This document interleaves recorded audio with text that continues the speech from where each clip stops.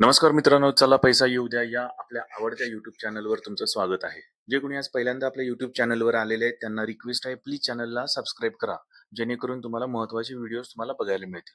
आजच्या महत्त्वाच्या टॉपिकवर आपण आलेलो आहोत की अमेरिकेनं 25% टॅरिफ 15 दिवसापूर्वी लावलेलं होतं आणि पुन्हा अजून 25% टॅरिफ पुन्हा लावलेलं आहे. तर टोटल 50% टॅरिफ भारतावर लावलेलं आहे. कशामुळे लावले तुम्हाला माहिती आहे का? तर ते आपण भारताने रशियाकडून तेल आयात करायला सुरुवात केलेली आहे आणि हे तेल आयात केलं जाऊ नये म्हणून अमेरिकेनं भारतावर 50% टॅरिफ लावलेलं आहे. आता याचा परिणाम शेतकऱ्यांच्यावर काय होणार आहे? सर्वसामान्य लोकांच्या आयुष्यावर काय परिणाम होणार आहे? तर याविषयी मी या YouTube या व्हिडिओमध्ये तुमच्याशी बोलणार आहे. तर आपण व्हिडिओला सुरू करू. त्याच्या अगोदर पुन्हा एकदा रिक्वेस्ट आहे. आपलं हे चॅनल आहे मराठी YouTube चॅनल चला पैसा येऊ द्या, जे आपण बँकिंग, फायनान्स, लोन, इन्व्हेस्टमेंट संदर्भात महत्त्वाच्या गोष्टी आपण सांगत असतो. तर प्लीज चॅनलला सबस्क्राईब करा आणि बेल आयकॉनवर क्लिक करा. तर टॉपिकवर येऊ पुन्हा आपण. आता पहिल्यांदा आपण विचार करू टॅरिफ म्हणजे काय? ज्यांना पहिल्यांदा टॅरिफ हा शब्द ऐकलाय त्यांच्यासाठी सांगतोय. टॅरिफ म्हणजे एक प्रकारचा कर आहे. एक प्रकारचा तो कर आहे, आयात कर. म्हणजे आपल्या देशामधून ज्या वस्तू अमेरिकेत जातात, ओके, म्हणजे अमेरिकेत आयात केल्या जातात आणि आपल्या इथून निर्यात होतात. तर तिकडे तो देश आपल्या वस्तूंच्यावर आयात कर लावतो. ओके, तो जो टॅक्स आहे, इम्पोर्ट टॅक्स आपण म्हणू, इम्पोर्ट ड्युटी म्हणू आपण, आणि त्याला म्हणतात टॅरिफ. ओके, तर ते आपल्या ह्याच्यातून लावलं जातं. त्याच्यामुळे होतं कसं की तिथे वस्तू ती महाग होऊन जाते त्या टॅक्समुळं. त्याचा परिणाम काय काय होतो बघा. तर भारतातून ज्या वस्तू अमेरिकेत जाणार आहेत त्या महाग होणार आहेत. बरोबर आहे, कारण टॅक्स लागणार आहे, गव्हर्नमेंटला त्या टॅक्स द्यावा लागणार आहे आणि तो 50% आता द्यावा लागणार आहे. म्हणजे जी वस्तू 100 रुपयाला तिथं विकत मिळत होती ती झाली 150 रुपये. 50% म्हणल्यावर जवळपास. ओके, तर याच्यामुळे काय होणार आहे की बाकीचे देश जे आहेत, म्हणजे फक्त भारतातूनच काही तिथं सामान जातंय असं नाहीये. कॉम्पिटिटर पण आपल्याला आहेत तिथे, बाकीचे देश जे आहेत तिथून सुद्धा तिथे वस्तू येत आहेत. तर त्या बाकीच्या देशांच्या वस्तूंच्या किमती आणि आपल्या किमतीमध्ये कंपॅरिझन होणार, तुलना होणार, आणि आपल्या वस्तूला 50% टॅरिफ लावल्यामुळे आपल्या वस्तू महाग होणार आहेत.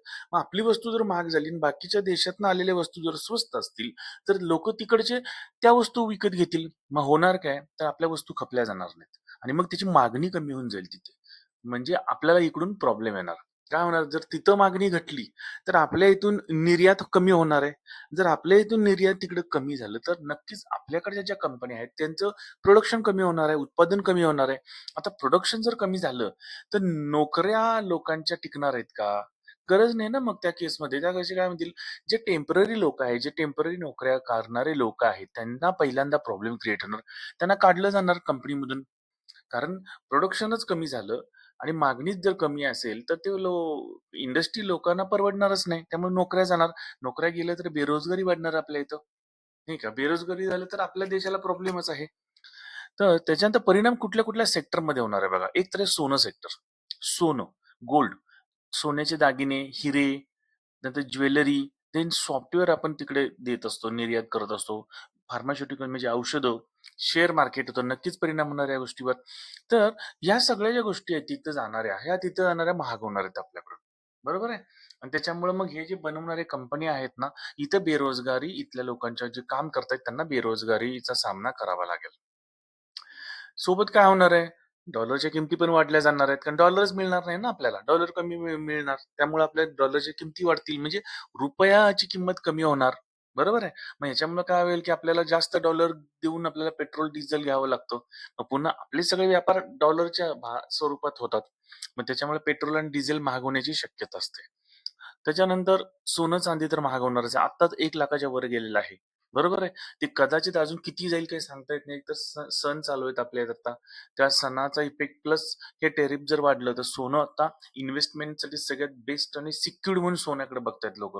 तुम्हाला माहिती आहे मागच्या वर्षीपासून आत्ताच्या म्हणजे 1 वर्षामध्ये सोनं 38% महाग झालेलं आहे. 38%. म्हणजे सोन्यामधली इन्व्हेस्टमेंट चांगली असल्यामुळे, सेफ असल्यामुळे काय होतं, एक तर शेअर मार्केट खाली येतो. ज्या ज्या वेळेला शेअर मार्केट खाली येतो त्या त्या वेळेला लोक काय करतात, शेअर मार्केटमध्ये पैसे घालण्याच्या ऐवजी सोन्यामध्ये पैसे घालतात. मग सोनं इन्व्हेस्टमेंट म्हणून बघितलं जातं. मग सोन्याची खरेदी जास्त वाढते.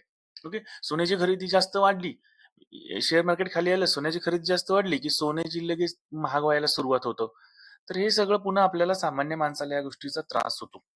त्याच्यानंतर अमेरिकेत जाणारा जो शेतमाल आहे, त्याच्यानंतर फळं आहेत, आंबे वगैरे जे काही फळं आपल्या इथून तिथे जातात, सुकामेवा वगैरे जे काही सगळं जाईल, ते धान्य त्यावर जे काही धान्य जातं, त्याचं किंमत तिथं वाढल्यामुळं आपल्याकडनं लोकं तिथली विकत घेणार नाहीत. त्यामुळे हा सगळा माल निर्यात होणार नाही. तो आपल्याकडे शेतात पडून राहील आणि एक शेतात पडून राहिला म्हणजे त्याची किंमत कमी होणार आहे. किंमत कमी झाली म्हणजे शेतकऱ्याला नुकसान होणार आहे या गोष्टींचा आणि सर्वसामान्यांसुद्धा याच्यावर नुकसानच होणार आहे. तर हे सगळे परिणाम या गोष्टीचे होत आहेत आणि हे खूप त्रासदायक होतं. आता 25% टॅरिफचं परिणाम आता आपल्याला दिसायला लागलेले आहेत आणि जे नंतर 25% त्यांनी वाढवलेले आहेत त्याचं काहीतरी अजून 29 ऑगस्ट नंतर आपल्याला त्याचा परिणाम जाणवणार आहे. तर याचा परिणाम थोडेसे वाईट होण्याची शक्यता आहे. तर बघूया आता काय होईल याचा. तर जर तुम्हाला व्हिडिओ आवडला असेल तर प्लीज व्हिडिओला लाईक करा आणि शेअर करा आणि अशा प्रकारचे महत्त्वाचे व्हिडिओ बघण्यासाठी आमच्या चॅनलला सबस्क्राईब करा. व्हिडिओ शेवटपर्यंत बघितल्याबद्दल धन्यवाद. Thank you very much.